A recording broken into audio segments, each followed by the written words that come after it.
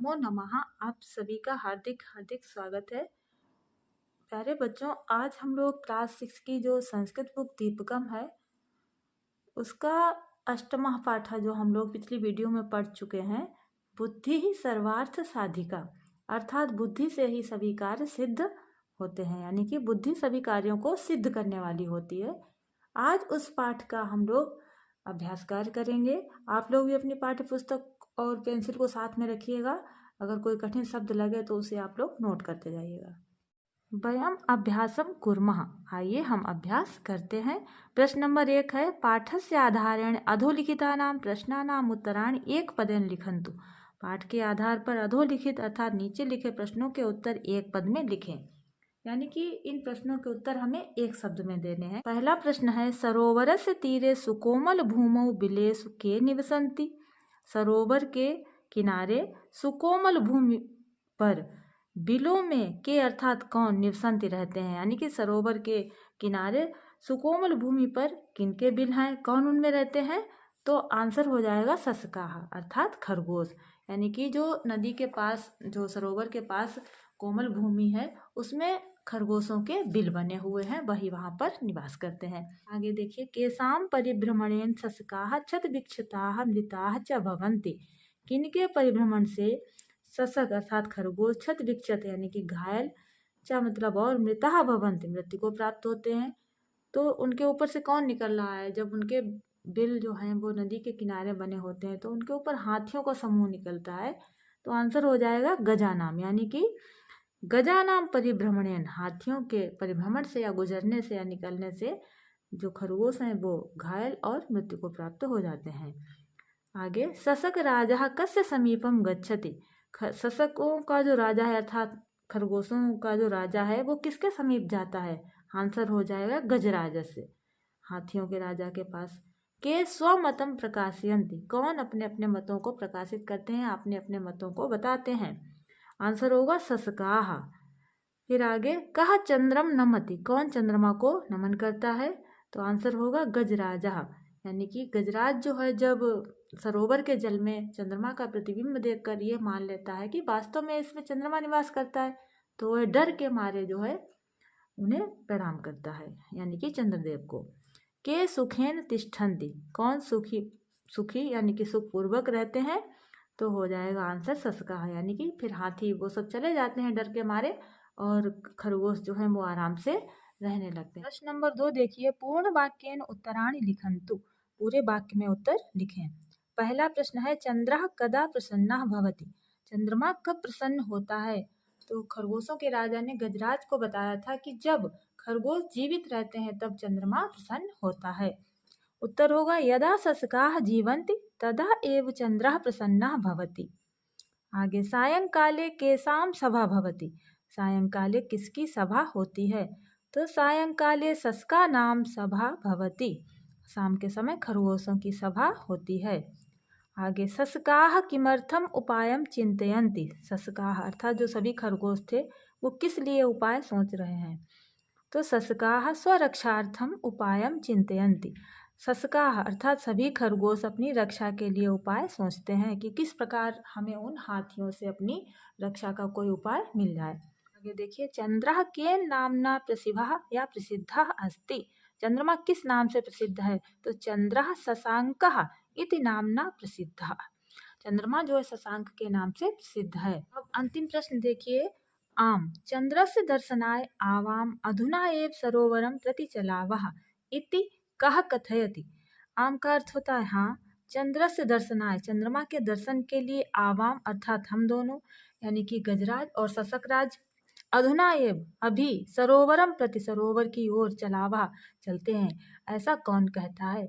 तो ऐसा जो खरगोशों का राजा था सशकराज, वो कहता है गजराज से कि चलिए चंद्रमा के दर्शन के लिए अभी हम दोनों लोग चलते हैं, और कहाँ, सरोवर के पास।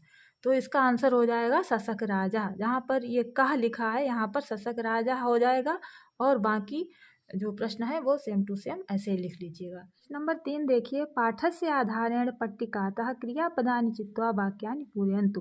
पाठ के आधार पर पट्टिका से, ये जो पीली पट्टी आपको दिखाई दे रही है, उससे क्रियापदों को चुनकर वाक्यों को पूरा करें। पहला है किम चंद्रः सरोवरे, क्या चंद्रमा सरोवरे अर्थात सरोवर में तिष्ठति रहता है, तो यहाँ पर हो जाएगा तिष्ठति। फिर सर्वे सस्काः उपायम, सभी खरगोश उपाय चिंतयन्ति सोच रहे हैं, यानी कि सभी खरगोश मिलकर कोई न कोई उपाय सोच रहे हैं। आगे सायंकाले सस्का नाम सभा, शाम के समय खरगोशों की सभा भवति अर्थात होती है। फिर सस्काः सरोवरस्य तीरे, खरगोश सरोवर के किनारे या उसके तट पर निवसन्ति रहते हैं, यानी कि जो सरोवर है उसी के पास खरगोश अपना बिल बनाकर रहते हैं। सह गजराजम, वह गजराजम कथयति अर्थात कहता है, कौन कहता है, जो सशक राज है वो गजराज से कहता है। इस प्रकार से आप भरिएगा। प्रश्न नंबर 4 देखिए, उदाहरणानुसारम निम्नलिखितानां पदानां वचनम पुरुषम च लिखन्तु, उदाहरण के अनुसार निम्नलिखित पदों के वचन और पुरुष लिखें। देखिए ऊपर लिखा है पदम यानी कि पद, फिर पुरुष, किस पुरुष का है वो पद, प्रथम पुरुष का है, मध्यम पुरुष का है या उत्तम पुरुष का है, और किस वचन का, ये भी लिखना है। उदाहरण में दिया गया है चिंतयति, चिंता करता है या विचार करता है या करती है, तो ये हो गया प्रथम पुरुष एक वचन का रूप। इसी प्रकार तिष्ठन्ति रहते हैं, तो ये हो गया प्रथम पुरुष बहुवचन का रूप। यहाँ पर चिंतयति तो एक वचन का हो गया, और इसी तरह अगर बनाते चिंतयन्ति तो हो जाता बहुवचन का। आगे देखिए जीवन्ति, जीवित रहते हैं, तो ये भी हो गया प्रथम पुरुष बहुवचन का रूप। नमति, नमन करता है या नमस्कार करता है, ये हो गया प्रथम पुरुष एक वचन का रूप। कथयति, कहता है, ये भी प्रथम पुरुष एक वचन में आएगा। और गच्छति, ये भी प्रथम पुरुष एक वचन का रूप है। आगे देखिए प्रश्न नंबर 5 में, उदाहरणानुसारम समुचितैः क्रियापदैः रिक्त स्थानानि पूरयन्तु, उदाहरण के अनुसार समुचित यानी कि उचित क्रियापदों से रिक्त स्थानों को हमें भरना है। इधर ऊपर धातु है, एक वचन, द्विवचन और बहुवचन, यानी कि धातु दी गई है मूल रूप में, और उसके तीनों वचनों में हमें उसके रूप चलाने हैं। जैसे गम, गम को गच्छ आदेश हो जाता है, तो प्रथम पुरुष एक वचन में रूप बनता है गच्छति, द्विवचन में गच्छतः और बहुवचन में बनता है गच्छन्ति। इसी प्रकार देखिए अगली धातु है कथ, कथ मतलब कहना, तो इसका एक वचन में रूप बनेगा कथयति, द्विवचन में कथयता और बहुवचन में रूप बनेगा कथयन्ति। ये लट लकार अर्थात वर्तमान काल की क्रियाएं जो हम देख रहे हैं वो हैं। आगे धातु है स्था, स्था के रूप चलेंगे तिष्ठ की तरह, तिष्ठति, तिष्ठतः, तिष्ठन्ति। ये तिष्ठति एक वचन में, तिष्ठतः द्विवचन में और तिष्ठन्ति बहुवचन का रूप हो गया।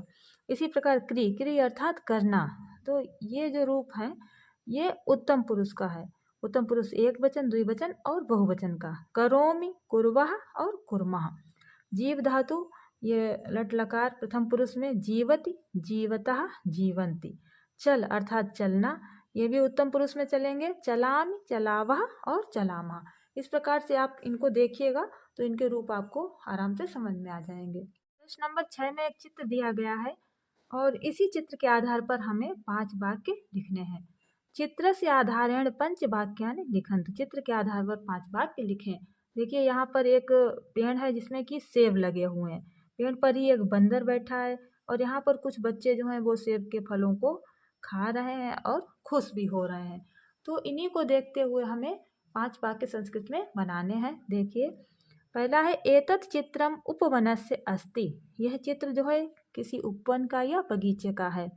एषः वृक्षः सेब फलस्य अस्ति, यह वृक्ष जो हमें दिखाई दे रहा है वो सेब फल का वृक्ष है, यानी कि ये पेड़ जो है सेब का है। अब देखिए तीसरा वाक्य, वृक्षस्य उपरि एकः बानरः अस्ति, वृक्ष के ऊपर एक बानर है।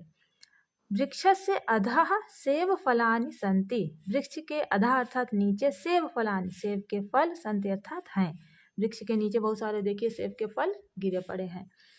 आगे देखिए सेब फलानि खादित्वा बालाः प्रसन्नाः भवन्ति, सेब के फलों को खादित्वा अर्थात खाकर जो बच्चे हैं वो प्रसन्न होते हैं। इस प्रकार ये पूरे हुए हमारे 5 वाक्य।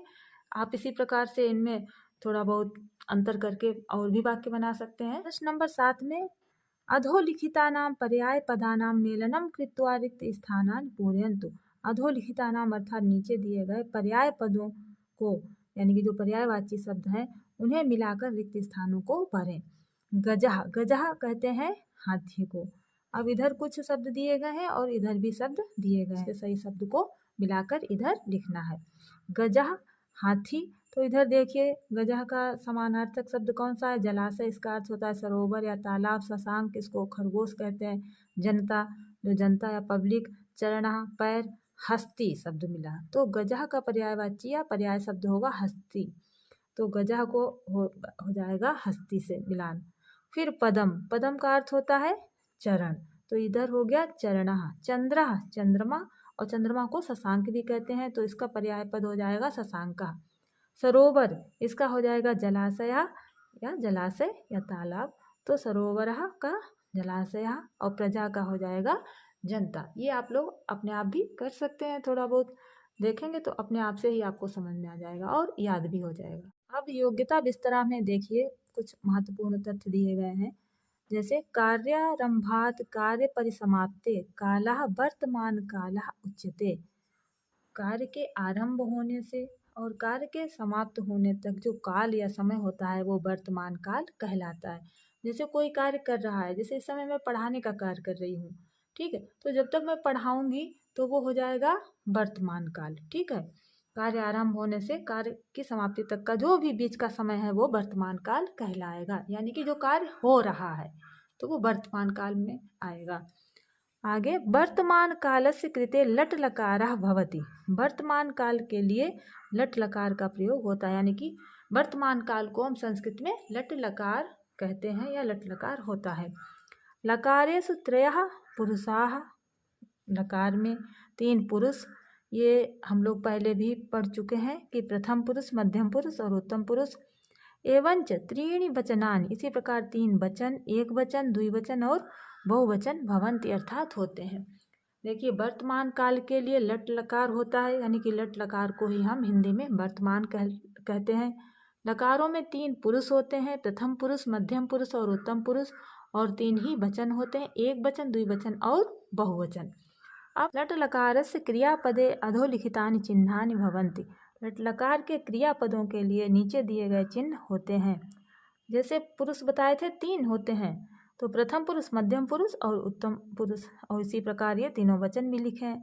तो यदि किसी मूल धातु में ति, वैसे तो ये प्रत्यय होते हैं, ठीक है, तिंग प्रत्यय, आगे जब आप व्याकरण में जाएंगे तो ये आपको सुप और तिंग प्रत्यय पढ़ने को मिलेंगे। सुप जो है विभक्तियों में लगते हैं और तिंग आदि प्रत्यय जो है वो क्रिया के साथ जुड़ते हैं, क्रिया को ही धातु कहते हैं।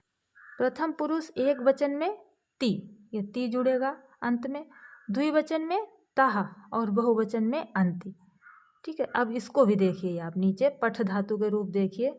प्रथम पुरुष में मूल धातु होती है पठ, पठ अर्थात पढ़ना, यदि उसमें ति जोड़ देंगे तो हो जाएगा पठ, से ति जुड़ेगा तो हो जाएगा पठति। फिर पठ में तह जोड़ेंगे तो हो जाएगा पठतः, पठ में अंति तो हो जाएगा पठंती। इसी प्रकार मध्यम पुरुष में जो प्रत्यय है वो है सी, थह, था, तो पठ में सी जोड़ेंगे तो हो जाएगा पठसी, थह जोड़ेंगे तो हो जाएगा पठथः, और था जोड़ेंगे तो हो जाएगा पठथ। ये हो गए मध्यम पुरुष के रूप। अब उत्तम पुरुष में भी इसी प्रकार पठ में मी जोड़ेंगे, फिर वह जोड़ेंगे, फिर मह, तो हो जाएगा पठामी, फिर वह जोड़ेंगे पठावह, और मह जोड़ेंगे तो पठामह। अब इस प्रकार रूप चलेंगे पठति, पठतः, पठन्ति, पठसि, पठथः, पठथ, पठामि, पठावह, पठामह। इसी प्रकार आप और भी रूप चला सकते हैं, जैसे हसति, हसतः, हसन्ति, हससि, हसथः, हसथ, हसामि, हसावह, हसामह। बच्चों मेरा आप लोगों से यही कहना है कि आप लोग भी इसी प्रकार लट लकार में कोई भी एक धातु रूप याद कर लें और उसी के अनुसार आप अन्य धातु रूपों को भी आसानी से याद कर सकते हैं। तो बच्चों ये था आज का हमारा अभ्यास कार्य। यदि वीडियो आपको पसंद आए तो लाइक, शेयर और सब्सक्राइब कीजिएगा। बच्चों बीच बीच में कभी ऐसा हो जाता है कि परिस्थितियाँ हमारे बिल्कुल भी अनुकूल नहीं होती हैं और जो कार्य हम करना चाहते हैं वो चाह कर भी नहीं कर पाते हैं। इसी कारण कभी कभी वीडियो जो है बहुत ही लेट हो जाती है आने में। इसके लिए मैं आप लोगों से क्षमा चाहूँगी मिलते हैं फिर नई वीडियो में, तब तक के लिए बहुत बहुत धन्यवाद।